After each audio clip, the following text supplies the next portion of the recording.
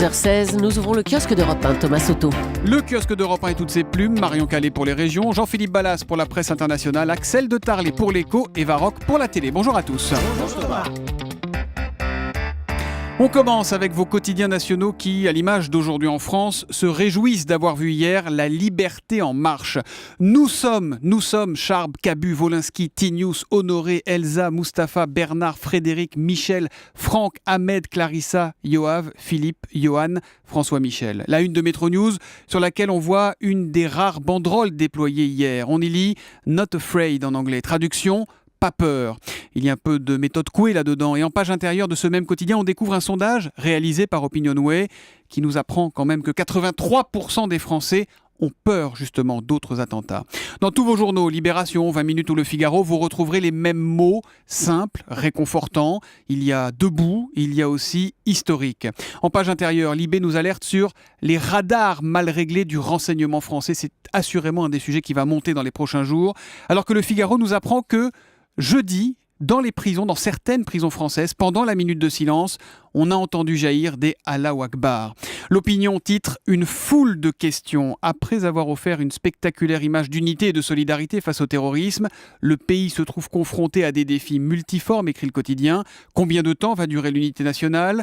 Les Juifs de France doivent-ils avoir peur ? Les djihadistes sont-ils récupérables pour nos sociétés ? Ou encore, y aura-t-il un effet Charlie au profit du FN ? À la une des régions, Marion Calais, évidemment, toutes les unes, sans exception, sont consacrées à cet événement. Oui, et l'éco-républicain, par exemple, qui, plutôt qu'un titre, a choisi de laisser les slogans parler avec cette photo d'une jeune femme brandissant cette phrase sur une affiche « L'encre doit couler ». Pas le sang. Dans son édition spéciale Midi Libre, évoque la planète Charlie, là où la Charente Libre se réjouit d'une France debout, avec évidemment à la une de chacun de vos quotidiens des photos de places et de rues noires de monde. Ce matin, vous avez eu envie, Marion, de vous arrêter sur l'Est républicain qui nous emmène en Haute-Saône pour une expo Charlie Hebdo complètement improvisée dans un petit village. Oui, l'esprit Charlie à Mersué, au nord de Vesoul, où le propriétaire d'une galerie d'art dans ce village de 300 âmes a décidé d'exposer sa collection de Charlie des années 70, version Harakiri. Donc, un voisin inspiré, lui, a ramené sa collection des années 90. Et voilà donc, au total, 400 numéros affichés avec de la ficelle et des pinces à linge, système D pour cette exposition improvisée. De quoi redonner le sourire aux curieux, humour, potache et impertinence, jusqu'au moment d'ailleurs de la photo pour l'Est républicain. On pourrait montrer nos fesses aussi, lance l'un des visiteurs de cette exposition, avec chacun dans les mains une de Charlie Hebdo. Ils ont entre 18 et 60 ans, louent ce journal qui tape de tous les côtés, à gauche comme à droite, sur toutes les chapelles. Et Judith de se souvenir de son arrivée en France en 1976. Elle, l'étudiante vénézuélienne, de découvrir le journal satirique. En découvrant ça, je me suis dit...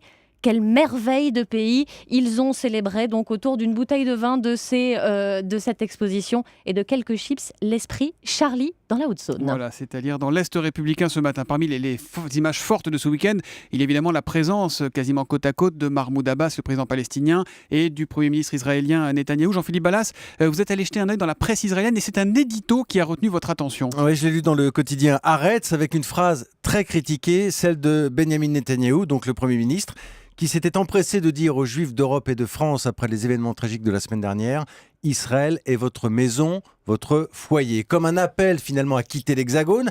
Et c'est une mauvaise idée selon Haaretz pour qui la frontière est ténue entre le message de réconfort, l'idée qu'Israël est un refuge, et l'opportunisme politique. Il faut que le gouvernement arrête avec ce réflexe pavlovien dès qu'un acte antisémite se produit en Europe, c'est ce que dit un rabbin.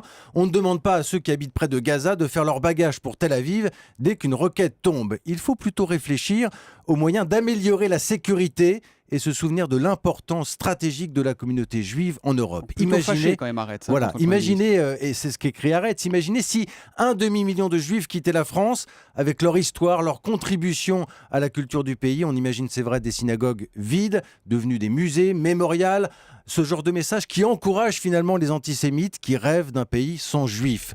Sur Facebook notamment, un habitant de Londres écrit « Ça n'aide pas les juifs de France de leur dire qu'ils n'appartiennent pas vraiment à ce pays, qu'ils ne sont pas vraiment français maintenant, aujourd'hui ». Et le quotidien arrête notamment de citer Manuel Valls dans une récente interview.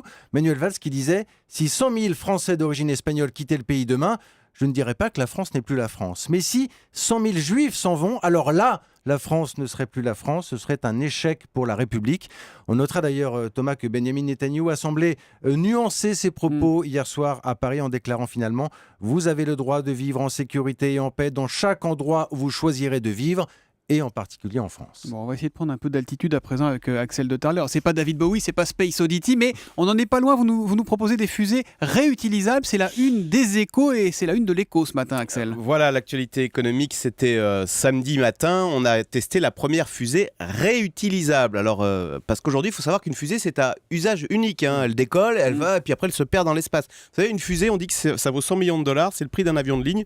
Sauf une fusée, ça dure 20 minutes et un avion de ligne, ça dure 20 ans. Ça fait cher de la minute. Hein, donc maintenant, les Américains essaient de faire une fusée réutilisable. Alors, c'est comme dans Tintin, c'est une fusée qui décolle et puis qui se repose sur Terre. Donc il faut imaginer un immeuble c'est l'équivalent d'un immeuble de 14 tonnes qui arrive à 5000 km/h, on met des aérofreins, on essaie de la faire ralentir. Alors là, samedi, ça a raté, elle s'est écrasée, mais enfin bon.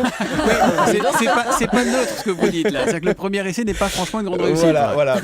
Mais le satellite a bien été lancé. Et en tous les cas, ils vont finir par y arriver parce que vous savez qui fait ça, c'est Elon Musk, ce fameux Américain qui a inventé SpaceX, la fusée moitié prix, qui a inventé PayPal et qui a inventé Tesla. Vous savez, cette voiture électrique qui roule à 500 km/h et qui marche très très bien. Donc vous pensez qu'il va y arriver, lui ? On ne sait pas s'il va y arriver. En tous les cas, les Européens regardent ça en se disant une fusée qu'on peut réutiliser. Mais ils ont des soucis à se faire, les Européens, avec Ariane, justement ? Oui, parce que déjà, Ariane est très concurrencée par la fusée de ce monsieur, de Elon Musk. Du coup, on va lancer Ariane 6, qui est une fusée 2 fois moins chère. Et là, on est en train de se dire, mais peut-être qu'il va falloir faire nous aussi des fusées réutilisables à suivre. Le low cost appliqué aux fusées, à la conquête de l'espace, voilà. C'est la tendance du moment. La télé, Eva Rock, ce soir, vous nous dites clairement, on se met sur France 3 à 20h50. Pourquoi ? Parce que vous allez essayer d'imaginer les rues de Paris noires de monde, des drapeaux tricolores, des gens qui s'étreignent et une foule qui entame la Marseillaise. La nation tout entière communie dans la liberté retrouvée et dans l'espoir. Des dizaines de milliers d'inconnus fraternisent. On applaudit, on crie, on pleure. Naissent des farandoles. Mais c'était le 8 mai 1945. Et ça fait écho vraiment, vous allez voir ça. C'était les plus grandes manifestations depuis la Libération. C'est bien pour ça que je voulais vous en parler. Alors les Français célèbrent donc la victoire des Alliés, la fin de la Seconde Guerre mondiale. Et ce documentaire revient sur spécifiquement cette année 1945. Comment ça a été 12 mois de contraste, à la fois entre les images des derniers bombardements, les derniers combats, donc des images assez dures, et puis des images qui sont plus joyeuses, plus émouvantes, parce que c'est des couples qui se retrouvent, une mère qui accourt avec les fleurs à la main pour embrasser son fils. Et sur un plan international, 1945, c'est à la fois les drames d'Hiroshima et de Nagasaki, et en même temps, quelques semaines plus tard, la création de l'ONU. Donc le documentaire passe de ces images joyeuses à la fois, et cette actualité plus tragique, une période quand même au cours de laquelle il a fallu penser la deuxième moitié du XXe siècle. Et à ce titre, vous allez entendre la voix d'un homme, celle de Jean-Paul Sartre. Jamais peut-être il n'y a eu tant de menaces contre les hommes, et jamais les hommes n'ont eu une conscience si claire de leur liberté. Ça ne vous tenterait pas de réunir en vous tout seul toutes les angoisses et toute la conscience des hommes ? C'était incroyable d'entendre ça, de regarder ce documentaire avant vous, parce que j'ai cette chance-là de le voir hier soir après ces manifestations. Alors, seul petit bémol, la quasi-absence d'archives sonores, en fait. La voix de Sartre est assez rare. C'est surtout les archives d'images qui sont étonnantes. Et je dois dire que le documentaire est extrêmement bien écrit et que c'est assez rare pour être noté. Ça s'appelle donc 1945, France, année zéro. Et c'est à voir absolument, nous dit Eva Rock, à 20h50 sur France 3 ce soir. Rideau sur le kiosque.